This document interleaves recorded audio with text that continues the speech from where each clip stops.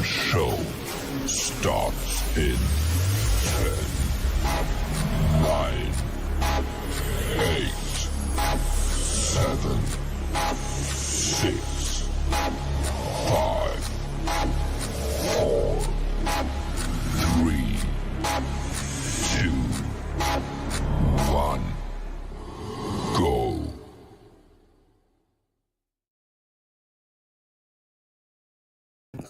Me? No, but you sound great.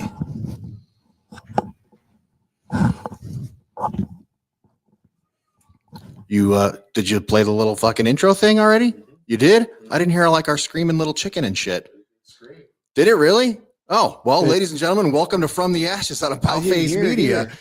I was still typing. Joe, you are like wired tight, man. Welcome to From the Ashes, ladies and gentlemen, on About Face Media. How's everybody doing, folks? Glad you're here.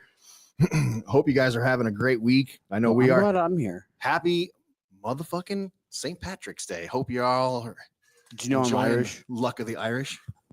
Man, you ain't Irish. Fuck, I ain't. I am. Shut up, man. You ain't Irish. I didn't know that until I did that whole ancestry thing. I told you that. Fucking Scott Irish like a motherfucker. Didn't know. I can't even spell Irish. Oh. What does your shirt say? Mile High Muay Thai? That's awesome. I stole this shirt from my friends at Combat Flip Flops. I like it. Well, Kinda. I mean, you could be on a better person. Yeah, well, that's exactly what it is. Nice hat, dude. Where'd How you get are the you, black sir? one? I don't know. That's badass, dude. You're a good person. You're a great American. I tell you what. I try. Tell you what. I try on Mondays. What a show, man. What a hell of a show. Oh, which show? Tonight. Our show? Tonight. Our show does pretty fucking much kick ass 24/7. Yeah, it's going to be a good one. We need a freshie dip here in a minute. Aria, I just finished token. So I'm talking to my buddy on the way out Did you bring here. me a cigar? We have work to do. I know. Did you bring me a cigar? A couple of them. That's why I was so late. I was stuck at Joe Roz's house making that pickup. Oh, crap. Yeah. It's in the back of the truck. Okay, good. I got stuck smoking a cigar with him. You look like a green M&M. I'll take that. The green M&M is Dude, fucking hot. It looks like, you know the professional, like, newscasters and shit. They got the screen behind them. It's a green screen. Yeah. You're the green screen. It's Dude, just on you, bro. Look at it. It's even like so kind of got that like glowy, lightish look. I forgot all about that part. I made that mistake once. I made that. We had remember the old piece of shit show that I used to be associated with? They used to use a green screen, and I made the you were mistake associated with. You were a prisoner of part of the leadership team. No, I don't even know how to fucking say that. No, God, I'm an asshole. That was a good one for me. That was a whole. I might leave you alone the rest of the night, but probably not. I forgot you're not supposed to wear fucking green on things like this. Heidi Roswell, we are so glad you're here. So glad you're here. Heidi sent us some tomato seeds, so we got to send her some stickers. Awesome. Yeah, like New Hampshire tomato seeds. Ooh. I don't know what that means, but she sent us some New Hampshire tomato seeds. So thank you. Probably Heidi. good. Yeah, so we're gonna take them for a test drive. So, but yeah, folks, it's been a hell of a week. We are super glad you're here. If you kept up, we still have a book to give away from last week. If you kept up, so the question we decided on, you have to tell us before the end of the show tonight, what Ranger Battalion did Brandon Young deploy with the first time to Afghanistan? I know you know, man. You already got the book, dude, and we will give you. I haven't read it yet, though. Well, we got a couple of copies. I'm just not a dingleberry, so I know. But we will give away a signed copy of Perseverance Over Endurance tonight. If you can tell me what Ranger Battalion Brandon Young first deployed with. Eric Reed, I know you know. What does that say? If you eat them, you can poop in your what? If you can poop in your garden and fertilize while planting. Eric Reed, I might not take gardening advice from you. Kind of like I don't take a lot of advice from you, Eric Reed, unless it's about mortgages or houses. I'm not taking advice from you, Eric Reed. Second, just a guess. Is it just your guess? Dustin Carter, is it just your guess? And Dustin Carter, you're a guest on the show, man. You're a guest. You can't guess, dude. That doesn't work like that. You're part of the crew. You're not allowed to guess, dude. On any night besides your own. Yeah, any night except any get not a part of the show. Can I go remote and answer questions? Answer your own questions. I don't know that works like that. Thought I'd give her a whirl. But yeah, so will there be additional showcasings the poop? Jason Busby, I am glad you're here. Very glad you're here. We were just talking shit about you. I'd like to introduce you to Joe, our producer. You guys have so much in common. You don't even know Jason Busby. Is he a Navy guy too? Jason Busby? No, Jason Busby is a badass motherfucking Army medic. Like super badass. He's a 101st dude. So you got lots of things in common. I just assume Navy right away. It's just like an instant Navy guy. You would like Jason Busby. Jason Busby, when he and I knew each other, so Jason Busby weighed like 104 pounds and was like 6 feet tall. And he was super proud. He only absorbed like a third of the calories that he ate. So his favorite thing to do was eat something and then like, hey, watch this, and take a shit and shit it all out. And you'd be like, dude, I don't like this superpower of yours. It makes me super uncomfortable. But he was super proud of it. I seen it on Naked and Afraid. That's how they grow things. Yeah, I'm not taking your advice on anything, Eric Reed.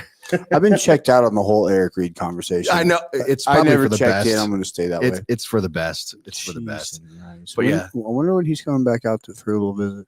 I hope it's soon. I hope it's soon. I'd like to have him back in summer here. Visit. He is really taking civilian life to heart, man. He's all fuzzy now and shit, and got hair, and it I'm makes me less uncomfortable. fuzzy. You are. You are. We were watching as we were walking through security. We were watching you out there working, leveling ground, and setting up gun emplacements and things like that. It was pretty cool to watch. You got to be extra secure at this point. I saw that. Once there's like, commas and thousands of animals and stuff, we got to be extra secure. I want one of those like auto fucking gun turret things. So do I. Like the R2D2 looking thing that like I can lay in bed and I just like I get alerted and I'm like, oh, I get to watch it just mow down coyotes. Fucking Ma Deuce back there just fucking putting in work. Anyway, that would be super. With the ATF going away and them saying now there was a judge that ruled that you can have fully automatic firearms now. Well, that would be badass. I mean, here's the deal. Not that we really give a shit what fucking I don't really give add a it shit. to your ring cam. These are our people. What is that called? Because that was before my time. Like that little R2D2 looking thing that fucking shoots drones and missiles out of the sky. What the fuck are you talking about? Joe, help me out. You know what I'm talking about. That looks like a fucking somebody knows what it is that's listening to us. Yeah, that shoots like you're fucking like drawing missiles. fucking question marks in the sky. I'm not the brightest bulb. Thank God I'm extremely For those attractive. listeners, I really wish that the people that are listening, they can't see and listen. I wish they could have seen all that you just did. Fucking people that are listening but not trying to command an watching. orchestra over here.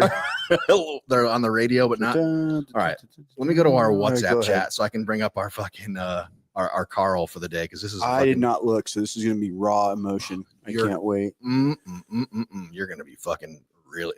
You're going to like this one. This is I read the headline. All right, here we go. All right, so for Carl this week, a Navy. This comes from NBC News, so consider our sources.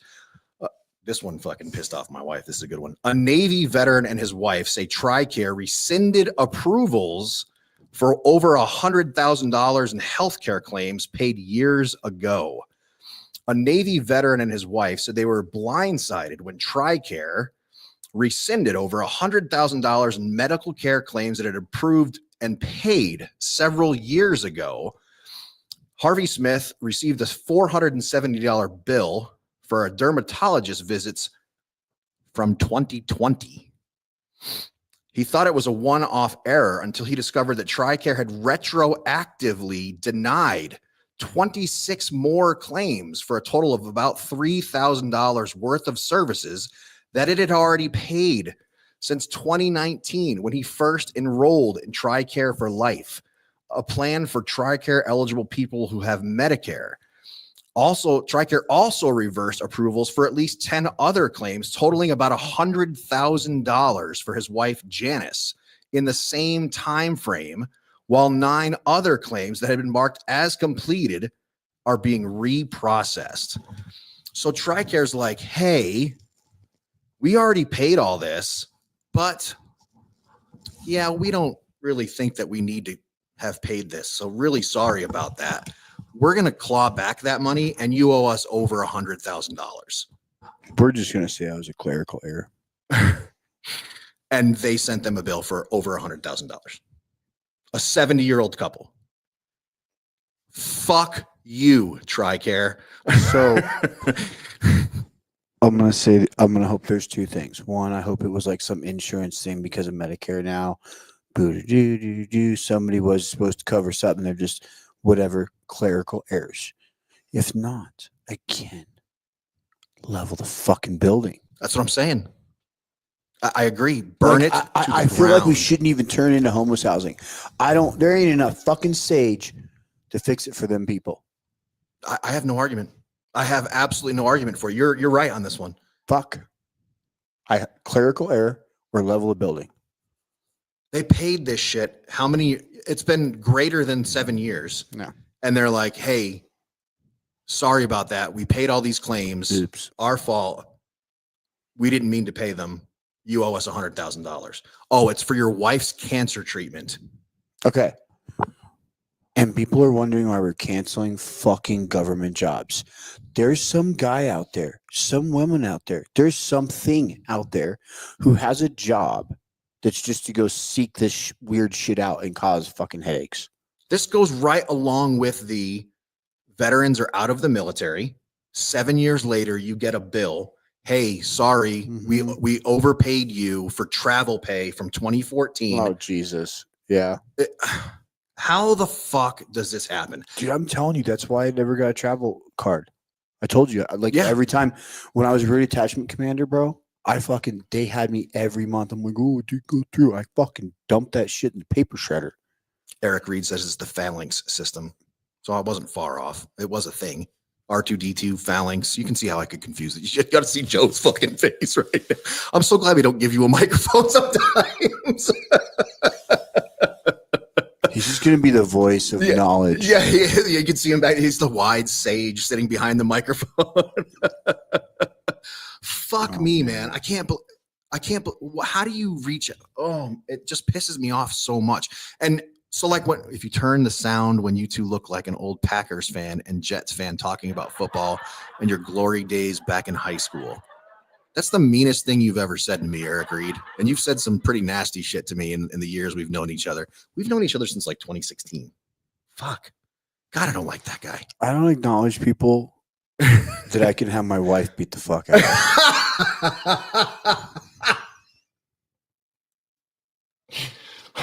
Well, let's see him type now.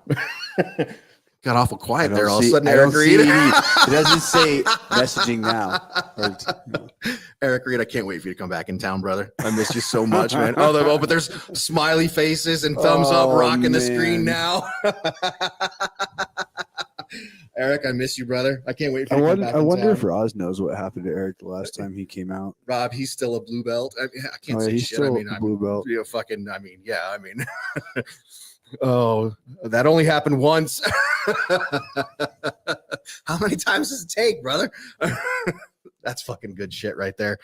Oh my gosh. I can't wait for you to come back in town, bud. I miss you, Eric. I miss you so much. How's Texas, dude? I hope you're selling lots of fucking mortgages and shit. I hope you're getting rich. But whatever, man. That story fucking pisses me off to no end, dude. I mean, like, really irritates the shit out of me. Mm-hmm. So I don't know if you know. Did you? And you also, might, you know Joe. the age, right? Yeah. Like, let it fucking go. What are you going to get back from them? What if they might fucking die tomorrow? Again, there's somebody out there that's getting paid probably a 6-figure fucking salary. Yeah. To fuck with some 70-some-year-old dude, veteran, on back pay of a fucking dermatology appointment. You know what I mean? It's just like ridiculous. Yeah. And now you send a 70-year-old couple $100,000 bill. Eat a dick, TRICARE. And if you go to your fucking congressman with that shit right now, they're like, yeah, sorry, we can't, nothing we can do. You should get a lawyer. Because that's what happened. Yeah. I went to my fucking congressman with my $7,000 bill, and he ran it through the system. 2 months later, he's like, yeah, man, you should get a lawyer. What the fuck? You're my congressman. Yeah. You can't do anything about this, and you're telling me to get a lawyer? Holy shit. What do you think? Should we bring Dustin Carter on? I'd like to hear it. I'd like to hear his thoughts on this. Dustin, what do you think, man? What are your thoughts on a fucking 70-year-old couple getting a $100,000 bill? I ain't paying that shit. Period. I hope that's their attitude. Let it fucking go, man. I got that bill from CIF once, and how long had you been out of the military when you got that bill? a couple of years. Yeah, like, I done. It was 2012 or so, and I got out in 09. Yeah, It was a I don't know. list of like everything was itemized. They said I didn't turn anything in, and I was like, "Peace out, guys. Fuck y'all." Did they try to take it back by way of your tax return and I shit? never heard from them again. I never paid it. Never heard from them again. I'll probably get a well, letter in the mail wait. here in a couple of years or something. You're a baller, And, man. Do you like renewing your driver's license or something like that? And there's gonna be like they'll come get you. Yeah, that's how it usually is. So, Dude, I like your office. Is that George in the background? fucking George man, that's fucking Washington. I bought that off Facebook Marketplace and $100, and it was in a movie, but they can't tell me what movie it was in. The original picture is a Spanish back in the day, a Spanish general or whatever it is, but for the movie they made it George Washington. Oh, really? It's a movie prop, but I don't know what movie it is. If y'all can find it, let me know. I have no you ought fucking to see you ought to see Joe, the producer. His fingers are flying right this second, and he's gonna find it. But I searched guarantee you, everywhere for it, and like I got my whole office is covered in old pictures and Texas and Western pictures and everything, and that's the only one I can't find any info on. Are you in Texas? Yeah, I'm in Austin or north of Austin and Leander. Oh, are you broadcasting at a Joe Rogan Studios? You can tell us. I wish, man. Shit, tell him where I'm at.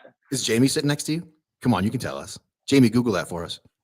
I got a buddy. He says he knows Jamie, but I haven't ever seen any proof. So, Well, everybody can tell you they know book Jamie. off at his bow shop. I don't know the name of it. Whatever the bow shop is that he always talks about. Mm-hmm. I dropped like 3 copies of my book off there, and gave one to Joe, one to the book, one to the store, and then one to Cam Haynes. Mm-hmm. Trying to get the name out there, man. When I used to skip high school, which was often, we used to go to New York City, and there was a Hard Rock Cafe, and we took a guitar pick and we put it in Eddie Van Halen's guitar at the Hard Rock Cafe, and we went back a couple weeks later and asked the waitress, like, hey, what happened to the guitar pick we stuck in Eddie Van Halen's guitar? And they're like, oh, he came back and he got it. And we were like 15. We're like, really? That is so cool. That motherfucker didn't come get that guitar pick. Dude. She was full of shit, dude. Well, I hope Joe picks up my book and reads it, man. I mean, that would be super cool, dude. Yeah, it's fucking awesome. Get a shout out on his podcast. Yeah, I mean, it's not bigger than this one, but yeah, I mean, that would be super cool. Absolutely. No, we're nowhere close. Yeah. Number 1 and number 2. Yeah, that would be badass. Yeah, I hope you get on the number 2 podcast. That'd be super cool. All right, so our audience doesn't know you, so let's start at I just gave Joe a wink over here. So let's start at the beginning. Dustin, tell us about your military career. Start at the beginning here. Right on. Well, I was in the National Guard, 36 ID for about 6 years. I signed up in 03, right before I was in basic training when the war in Iraq started, and went to basic AIT, came home, and I was like, man, I got it. I want to go active, and when Just you sign up for the Guard, does. the state pays for you. Mm-hmm. And so the state was like, no, you can't go active. You got to give us 6 months or a year. Mm-hmm. And I was like, okay, cool, whatever. Stayed home for 6 months and tried not to get in trouble. And as soon as the time came up, they're like, you're going active now, man.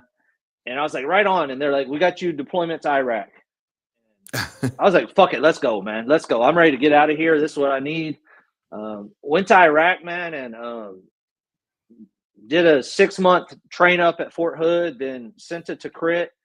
And like, as I was leaving, like, I was a fuck up as a kid. I was the biggest fuck up out of not that all my friends are bigger fuck ups than me, but I was a big fuck up. And as I was leaving, like one of my friends put a book in my bag. He's like, "You're gonna get bored. Read this shit."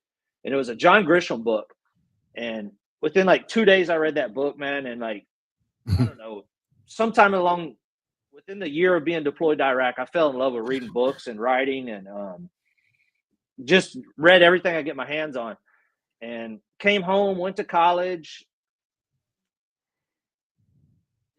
did the whole fucking college thing, and just continued to read. And then after I had kids, man, I started writing, and I'm still writing to this day, man. I've written 3 books so far, and just published my 3rd book, The Veteran. And that's my story, man. I did a year into crit in 05 at Fob Danger. I like to say that's where I went to college, was Fob Danger. It was a pretty good deployment, man. We didn't have much go on. Stopped a car bomb and fucking kidnapped a guy once. That was pretty cool. If you ain't ever kidnapped somebody, check that shit out. But no, we put a bag over the dude's head and everything, and hauled his ass off. We've been thinking about it. Don't threaten me with a good fucking time. We've been thinking about it. You know, we have a list. That was about the we dealt with car bombs and mortars every day, but never fired my rifle. Did base security and QRF the whole time. Glad to hear it. It How was long a were good you in for? deployment. 6 years. I did my year in Iraq, and came home and went straight to college. I tore my ACL in Iraq, and that's kind of what got the whole story about my book going. Was I tore my ACL, and they were like, "Go to the VA and get your knee fixed." And I was in the National Guard, so they were quick to sign me out of the Army and get me home. Well, I went to the VA, and they were like, "Your knee's not bad," and just told me to go about my day. Well, they tried to deploy me again and found out I was non-deployable because the Army told me I had a torn ACL. And so after like 3 years, they fixed my knee. And that was my first go around with the VA. And so finally I got out of the military and started, working and writing and doing that stuff. And ended up like going back to the VA one day about, I don't know, it was 2014 or 15. And telling them, "Hey, man, I've got anger issues and all this stuff." And talked to the therapist, and the lady was like, and I walked out of there, and I was like, I'm never going back again. I remember telling her, I was like, "I don't want to take medication. I'm not out in left field where I need pills." Lo and behold, man, that fucking pill bottle shows up. It's good 6 inches, 3 inches thick. And I was like, man, had may cause drowsiness on the side of it. And I just threw them all away. And a couple years later, man, a good friend of mine came to my house, stayed the night, and he had a fucking pill bottle too from the VA, man, with all the painkillers in it and everything. And I was like, this was after I already wrote my first book. And I'm writing a book about fucking a veteran that's just can't get help. And that's what the story's about, is a veteran, man. He did 3 tours in Iraq, and every tour deployment, it just got worse and worse for him. He came home from Iraq the first time and got involved with a gunfight and IED attack, and instantly that day he started drinking, and then it just progresses, like steady stream of progression all the way up till suicide thoughts and everything else. And the basis of the story is really, how much can a man take? Like, I know as I was in Iraq, that that was one of the things, was like, how far can we take this for somebody to become one of the 22 a day?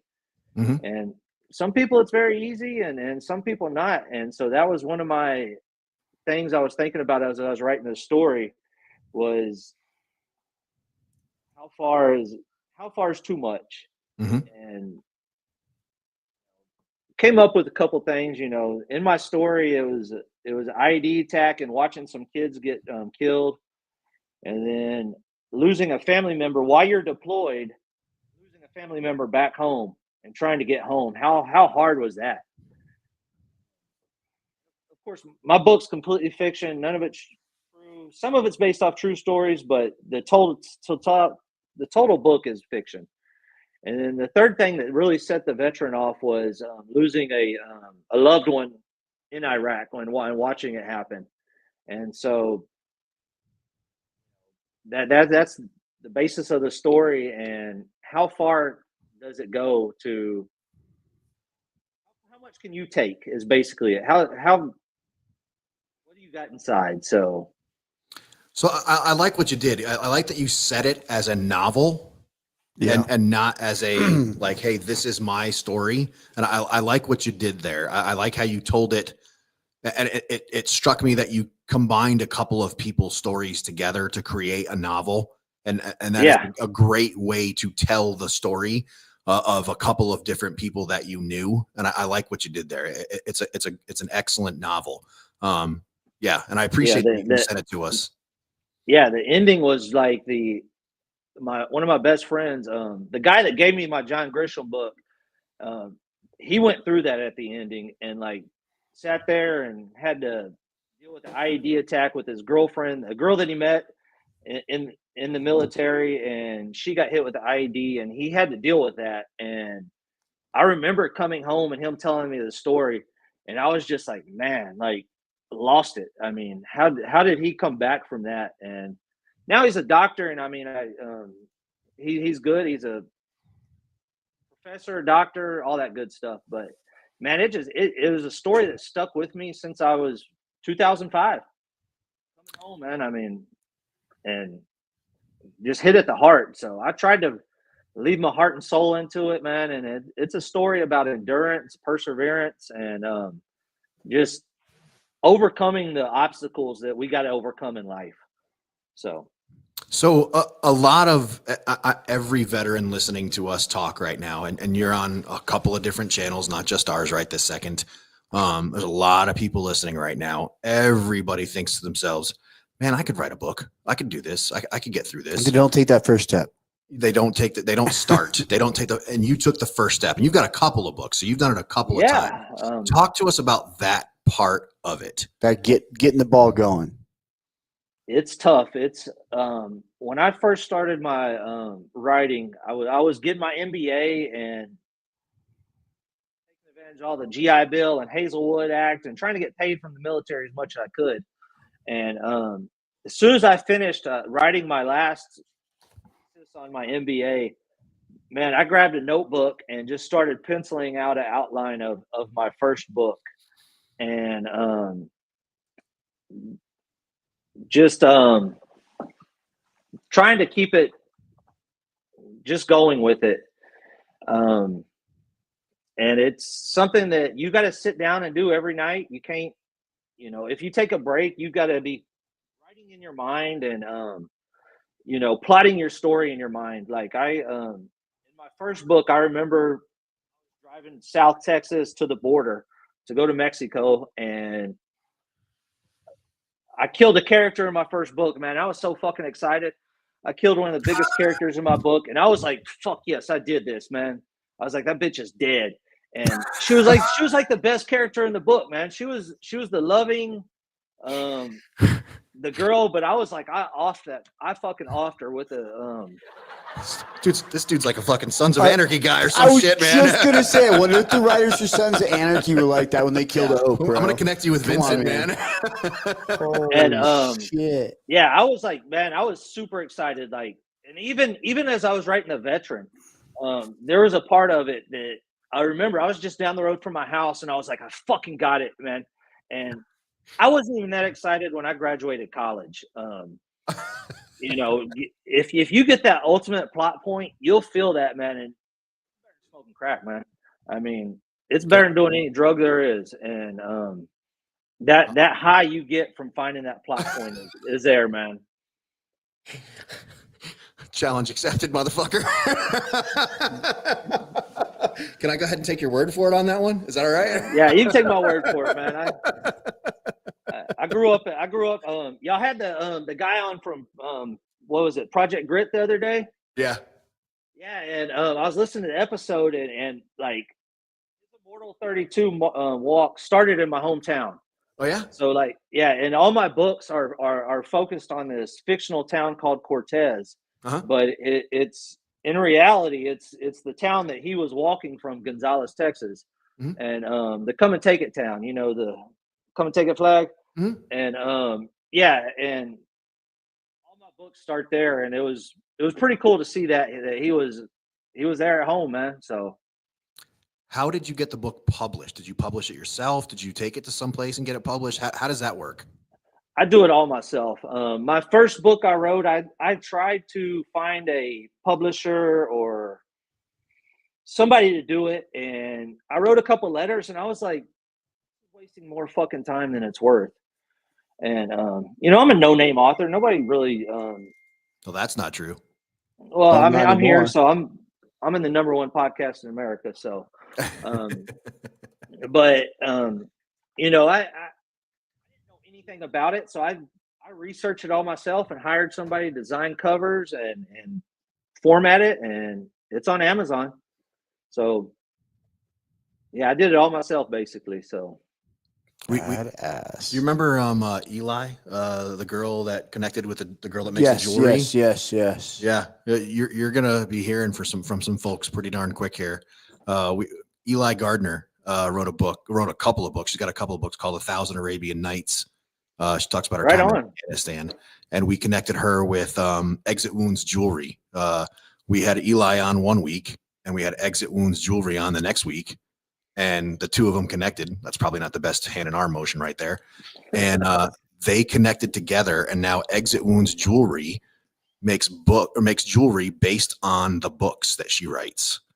Oh, And wow. it's a fucking crazy collaboration, man. And the two of them are thick as thieves. They're homegirls now. And yeah, so it's amazing. He and I, we never saw that collaboration coming together, and they're homegirls now. It's crazy. Just kind of happened. Yeah. So yeah, if fucking Project 32 reaches out to you, or fucking whatever Project Grit reaches out to you and is like, hey, we'd like to fucking make a rucksack or some shit based on your book, or I don't know, something stupid like that. That'd be fucking awesome, man. But I ain't walking 75 miles. I can tell you that. That's the same thing we say every time. He's like, oh, you guys ought to come out. No, fuck off, dude. That ain't happening, man. Michael Connors is always trying to get us to walk with him. I'm like, man, I'll walk a fucking mile with you. But guys in my neighborhood, man, they ruck it up every like twice a week, and I'm like, I'm good, guys. Y'all are it's too early, and no, I'm good, man. Good on you. You keep it going. You're doing good shit for your country and God. So keep it going, man. But no, I try, man. I try, and you're doing good shit, dude. Keep it going, man. Keep writing, man, and trying to better myself, man. I fucking just started jujitsu a few weeks ago, and I know y'all talk about it sometimes. Every once in a while. Mexican ground karate? Do people do that shit? That's fucking weird, man. It's hard though, man. It humbled the shit out of me, man. My first day there, I got my ass kicked like 17 times, and I was like, I'm good. You must be doing it wrong. First day, man, and I've been about 4 or 5 times since. But you ever had your ass kicked in jiu-jitsu? Never. Not once? Huh? Never once. Huh. Dude, where are you doing jiu-jitsu, dude? John's gym just down the road from me in Liberty Hill. Don't stop going. Yeah, absolutely. No, it's cool, man. It's better than fucking basketball. I tell you that. I've been playing basketball for about 4 years, and it kills my back and my knees. And jiu-jitsu, man, it just fucks up my head and my ears.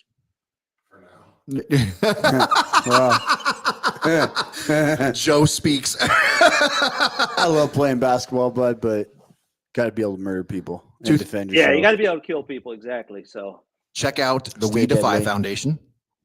Ooh. Check out the We Defy Foundation. Check out Mission 22. Mm-hmm. You know what? We're going to connect offline. And I've I messaged Mission 22 when my book came out, and I was like, man, I want to give back, and tried to reach out and didn't really get much back. I messaged them and go to We Defy. Yeah, check. We'll talk after this, and we'll connect you with We Defy. Dude, you've earned it. So don't you worry. Right on. Appreciate it. Got you. Nothing but good people, and your life's gonna change in just a hot minute here. And then do a little jiu-jitsu trip and come see us. Yeah, exactly. Yeah, I got family up there, so need to head up that way. I've only been there once. Y'all in Denver? Just south A of. little south. We call it the super secret location for a reason, but yeah, I mean, but don't you We're worry. just south of Metro. We got you. Don't you Don't worry. worry, I'm a Cowboy fan, so that Denver stuff back You there. just got uninvited, motherfucker. I like the fucking you Cowboys. you too. do see what's It's on the not wall, it's not a right? hated team. My team's been shit since '95. So, what do you call it, man? I had a question before I was about to hand it off to you, but I forgot what my question was. But anyway, hey, Dustin, I'm going to hand you off to my hetero life mate over here. I want to respect your time. I'm going to hand you off to my hetero life mate here. He's going to give you everything else. Dustin, thank you so much for coming on the show.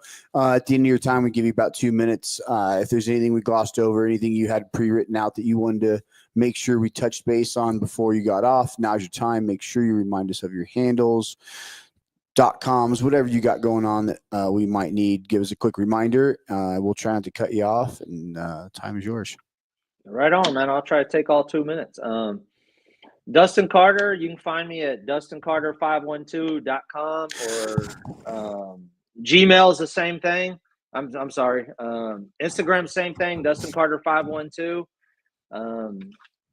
Go check out Operation 1010. That's a veteran organization I'm working with. They're helping promote my books and helping veterans. They're out of Fort Worth. And man, thank y'all for having me.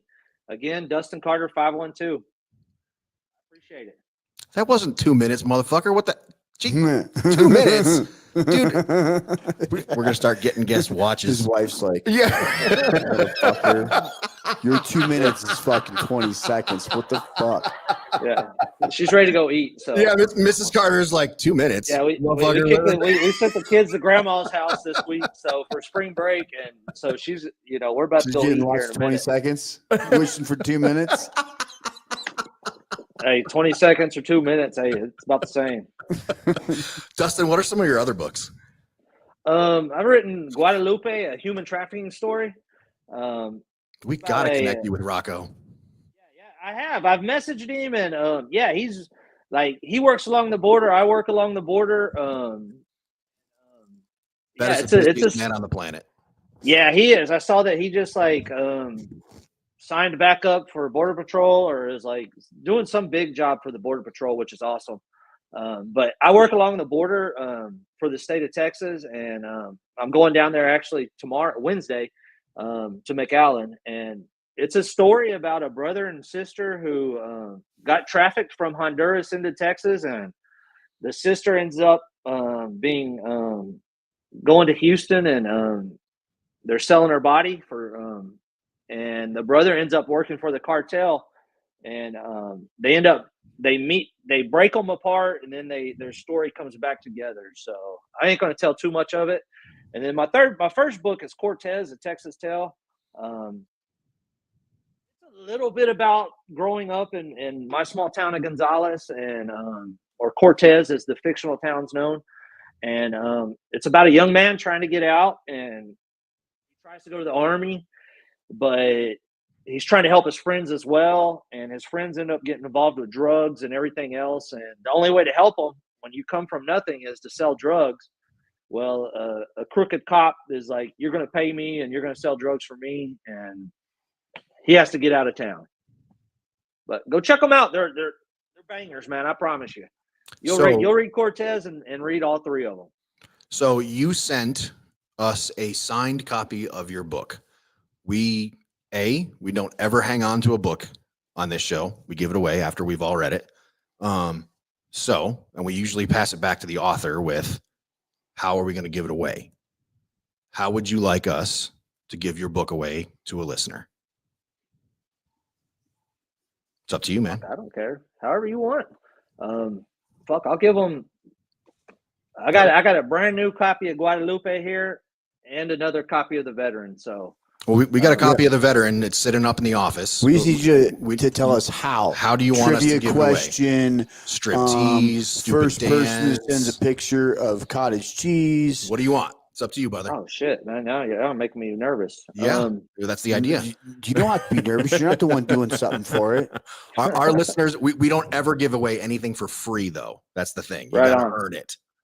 So what do you want? Whoever It's you. whoever Say it. drinks a beer on camera, whoever downs their beer. Ooh, all right. Make Rob strip. Fuck off, Joe Allen. All right. So somebody wants you want somebody at murder yoga. Ooh, that's a good one. Murder yoga. I like that one. How about somebody meets you at jujitsu? Takes a picture with you at jujitsu, and we'll send them your book. There it is. Somebody takes a picture with Dustin at jujitsu. We will send them the signed copy that we have of The Veteran. Does that sound fair? That works, man. That means that you got to go to jiu-jitsu, and that means somebody else has got to go to jiu-jitsu with you. Yeah, look at us. We're fucking putting both of our favorite things together. We're like fucking matchmakers. We are. All right, so there it is, folks. Ladies and gentlemen, we have been talking with Dustin Carter, author of The Veteran. It is a novel. Dustin, it's a decent book. Love it a lot. Thank you very much for coming on the show on From the Ashes on About Face Media. We really, really appreciate your time. What's the next book going to be, and how far out is it? The Weekend Warrior. It's nothing serious. It's just going to be a fun, action-packed book about a guy in the National Guard who was prior special forces that was a fucking killer in the Army, man, and he got fat and lazy and signed up for the National Guard when he got out. So, kind of a fun book. And got laid. Yeah, he partied, hooked up with fat chicks at the bar, and oh yeah, fucking live life, man. Please tell me it's a comic book. I wish, man. I wish, but no illustration. No, I'm about 40,000 words in, and it's trying to get it here by the end of the year, but I doubt I'll get it. I mean, all right, kids are getting older, so get you. Not as much time to write. Ladies and gentlemen, Dustin Carter, thank you so much for being a part of the show, Dustin. Thanks for coming on, Dustin. I appreciate it, guys. Thank y'all for having me. Have a great night, Dustin. Y'all too. Bye-bye. We're about to get blown up with like imposters of people with like cardboard cutouts of Dustin and shit. Oh my God, that'd be hilarious. Like fake pictures of him and shit. Could be good. Could be. Yeah. You gonna write a book? No, I was just thinking about fat chicks. That wasn't where I was expecting that to go. I love that Joe has found all the buttons on the board now. I know. What do some of the other ones do? Well, that's pretty good. Anything else good? That's creepy as shit. Do you have memorized? Out. He does have them memorized. My ex-wife is on there? Holy shit. That's crazy. All right. What do you think? Should we bring on Coach? I think so. Definitely. That was good follow-up. Holy shit, there he is. The man, the myth, the legend. Ladies and gentlemen, Coach JP. What's up, Coach? What's up, guys? You guys looking good. I like the new layout. Well, that is all because of our new producer. Look at him with the mood lighting. I know. He does. It's all romantic and you shit in can his see studio. His face? Yeah, he is down to mood lighting. I actually just lowered it a little bit too, set the tone. He had some Barry White on before he could. Let's let my phone got lit and shit. On those things. Let's go. Hello, ladies. There you go. He's trying to get us to fucking get the curtains in right here. Oh, Coach, how's it going, man? How's things? Good. Oh, things are really good, man. I've never been busier. How's that retired cop life? It's nice because I actually finally have a schedule. I never knew what it was to have a consistent weekly schedule, and it's pretty freaking nice. Really? Because you're the busiest man that I've ever met, man. Yeah. You are the master of setting up your calendar and setting up schedules and teaching people how to block things off, and phone goes off and pictures of you with your kids and time and spending time with your kids. It's amazing to watch you work, dude. Thank you. It's because I suck at it. So if I don't do all that, it's not gonna happen. I know what I suck at, so I got to make sure I do stuff like that. That way I don't miss on it. Which is why we talk to you, because we all suck at it, and you're leading by example, which is exactly why we're doing what we're doing right now. So hey, I appreciate that. You're doing good stuff. So we really appreciate it, Coach. Keep doing what you're doing, man. Means a lot to me, Rob. I appreciate it, man. Talk to us. What you got coming up? What's going on? What's in the future for Coach JP?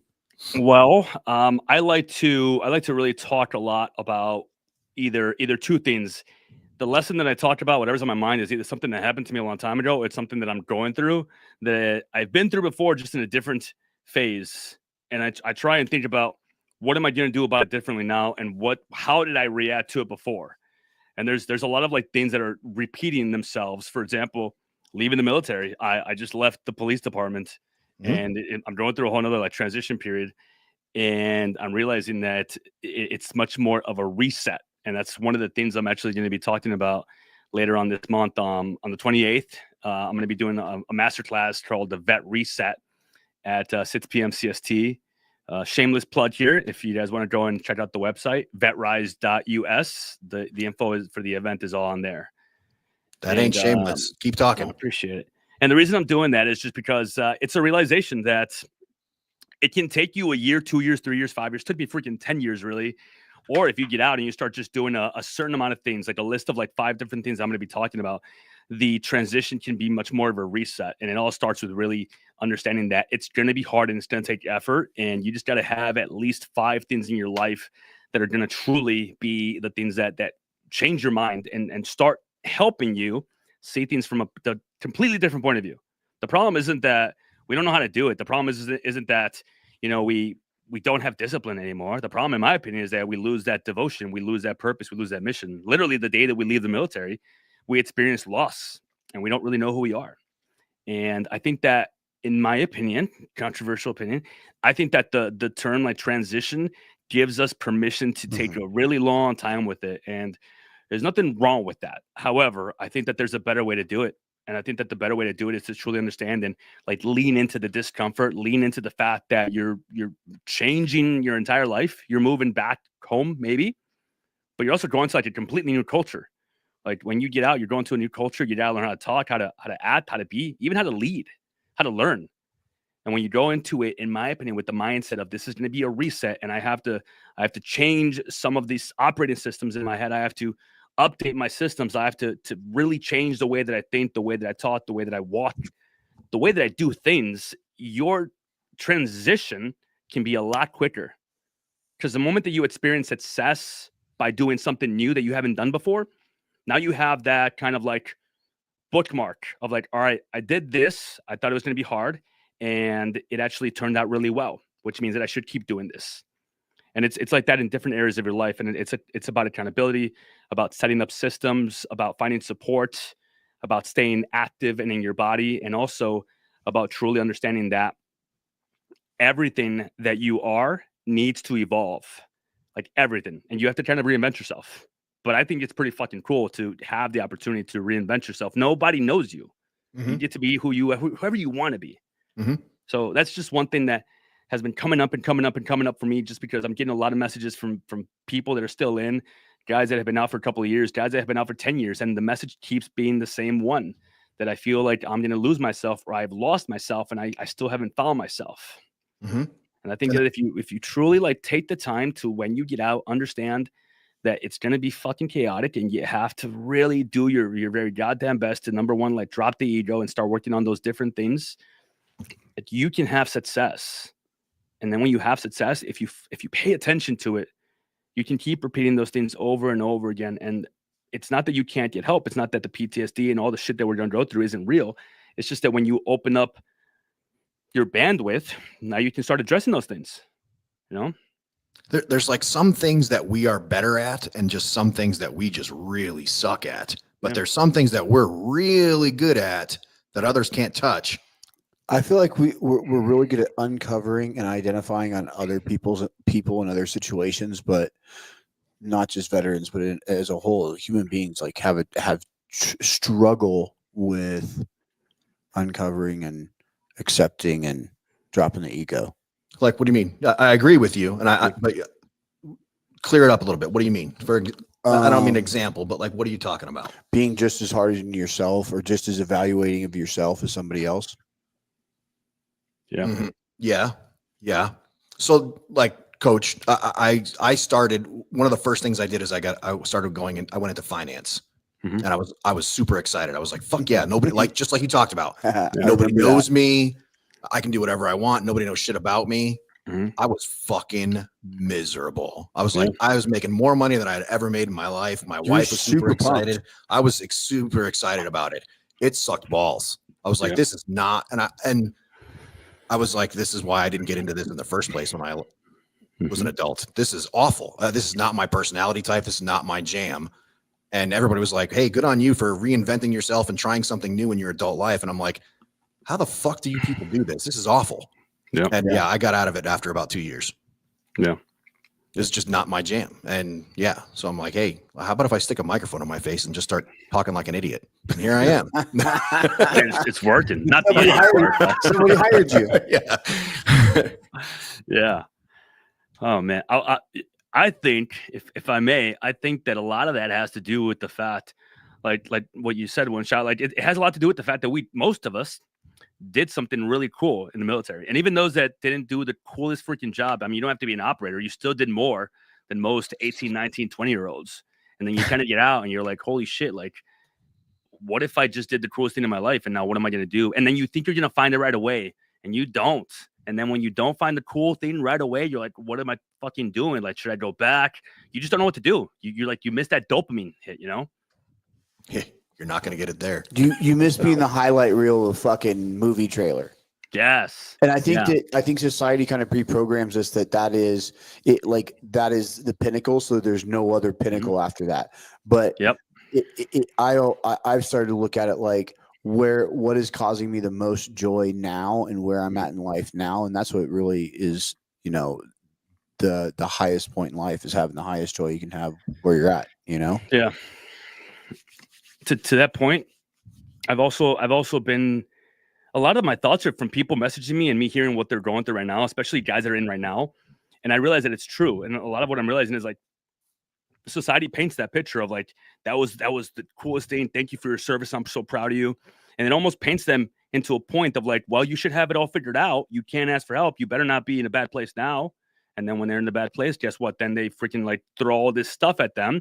But that's not what they need, I think. I think what they need is excitement to get out and multiple different plans and also the acceptance that the first plan might not work. And I think something that really affects us is that the moment that we make that decision to get out, and I just talked to somebody about this. So I talked to he's not a scout sniper because there's no more scout snipers anymore, but he's in a state platoon that I wasn't in the same platoon, but he's in I won't put his business out there. But anyway, he was getting ready to fap out and he was getting ready to get out. So he was going to go work at, SMP or whatever, just getting ready to get out. And they told him that they were going to keep him in the unit because they're short on manpower and they were going to make him the workhorse. And basically they're saying that because you're getting out, we don't really care what you want. We're going to get everything out of you and we're going to use you until you leave. So the moment that you say you're not re-enlisting, that's it. Like you are useless to them and they're going to use you for what you can. Mm-hmm. So like you have this mindset of like, well, this isn't even my people anymore because now I'm being treated like this. Mm-hmm. And then you get out and it's like, well, I don't even know where my people are because my people, and it wasn't everybody, you know, but like some leadership, some units, that's how they get because they get angry, you know, like, oh, you're not re-enlisting. Okay, well, you know, fuck you. And this is people that have burned, people that are lifers, mm-hmm. you know, people that made that decision to stay in. And they almost take it personally as if, well, you're getting out. So I'm taking it personally because I made a decision to stay in. And I don't know. I feel like that relationship sours your feelings with the military. And then you get out and you're like, well, I don't even know where I belong anymore. Well, I think you also touched on something else a little bit there is you said your usefulness. Mm-hmm. And like the military is so much like from, you know, whatever date until whatever day you are useful. After that, you are not useful. Mm. You're either deployable or non-deployable. Mm-hmm. You know what I mean? You are either combat effective or non-combat effective. And so that mentality kind of carries on to everything else in life where now that you've done this, you are no longer useful because you can't do that one thing that, you know, you started off creating, I think your most, a great important use, you know? Yeah. And do we do that to people now, even afterwards? Like, fuck yeah. Yeah. Are you good at your job or you're not good at your job? If you're not, fuck off. I don't need you. I am. Yeah. We do that to veterans when we like, oh, well, what was your MOS? What'd you do? What unit were you with? What branch? And then because everybody feels like, well, I'm going to get judged, so like I got to fucking defend myself, or oh, well, I have a car too. It's like We do that shit to each other when we get out. It's We the do. new. Absolutely. There's nobody harder on a Horrible. veteran than another veteran. Yep. Yeah. We say it all the time. And we are so Terrible. bad about it. And we are. Judgmental, harsh. You're mean. exactly right. Yeah. We do. Like, You we're said it so right there. fucking Oh, what'd you do? perfect, What too. branch service? And we do it all the time. Yeah. We do it all the time to each other. Yeah. Oh, you're in the Navy? But Yeah. I will say that there's two intentions to it, right? There's the connection piece, something to talk about, but you can tell when the intention is like you want to fucking like show like, oh, okay, you're about to one up me. Go ahead, you can just tell. You can tell. You're exactly right. And we got There's a difference between the jokes and the lighthearted and between brothers and things like that. But Yeah. you can always tell. And a lot of the time it is. It's not the one-off. It's the majority, I think. Yeah. At least in my opinion. Yeah. No, you're right. It's absolutely. I agree with you. And heaven forbid someone walks into the Jiu-Jitsu Academy. Oh, what'd you do? I was a pack clerk. Oh, fuck. I would give him a week. I know, dude. Maybe two. It makes us a bad person, dude. I'm not going to fuck with you I need to today. take this t-shirt off. That's a good place to do that, though, because that's a beautiful place to do that, because they're gonna get humbled, and they're also gonna be if they continue to show up and they continue to fucking like give effort, they're gonna be surrounded by people that actually like welcome them home the right way. Yeah, Right, that's a great I place to agree. do that, but it's just the right type of ball busting and humble, just not the other kind. Right. I'm gonna run out of time real quick here, Coach, because I could talk to you all fucking night. Coach, what do you got for the safety? I know I just looked at the clock. Coach, what do you got for the safety brief real quick? Well, safety brief. All right. Let's see. All right. So if you find yourself asking yourself, do I want to go tonight? Do I want to go and hang out with the boys and have a drink? Or did I do that last weekend, and because of that, I missed my workout on Monday? If you find yourself sleeping in on Wednesday, it's because of what happened on Tuesday. Audit your week. If you want to have a better week next week, it doesn't start next week. It doesn't start tomorrow. It actually starts yesterday. You got to look at your calendar. You got to look at your habits. You got to look at your tendencies. And if you want to make changes on how your week turns out, it starts by you looking backwards, looking at what didn't go right, and then making changes so next week actually does turn out better. Change your fucking life by just changing your day-to-day habits. That's it. The man is a fucking sage. What do you got? I like it. However many wheels are on the vehicle you have, keep them all firmly attached to the ground. I love you, dude. I fucking love you so much. On that note, yeah, get the fuck out of here, dude. Go do your thing. Joe, you got anything for the safety brief? Or you good? All right. Coach, thank you so much. I really appreciate your time. Have a great rest of the night. I will talk to you throughout the week, man. Have a great week. Good. My pleasure. Later. Ladies and gentlemen, we have come to the show, part of the show that is super tough for everybody. We always end our show with the never forgotten. And that's because as long as we talk to these people's names, they will not be forgotten. So we are going to talk about Army Sergeant Joel D. Clarkson tonight. Died March 16th, 2010, serving during Operation Enduring Freedom. Age 23 of Fairbanks, Alaska. Assigned to the 2nd Battalion, 75th Ranger Regiment, Joint Base, Lewis McCord. Washington died March 16th at Landstuhl Regional Medical Center, Germany, of wounds sustained March 13th during combat operations in Helmand Province, Afghanistan. Ladies and gentlemen, please remember his family. Remember him. Remember the name.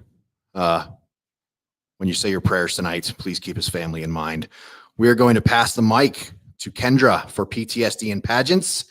Don't turn that dial. Give her a listen. That is Miss Texas you're going to be listening to in just a few minutes here. And thank you so much for listening to From the Ashes on About Face Media. We really, really appreciate your time tonight. And if you're looking for that book, let's see that picture with Dustin on the jiu-jitsu mats. Really appreciate it. Have a great rest of your week, and really thanks a lot for being a part of From the Ashes.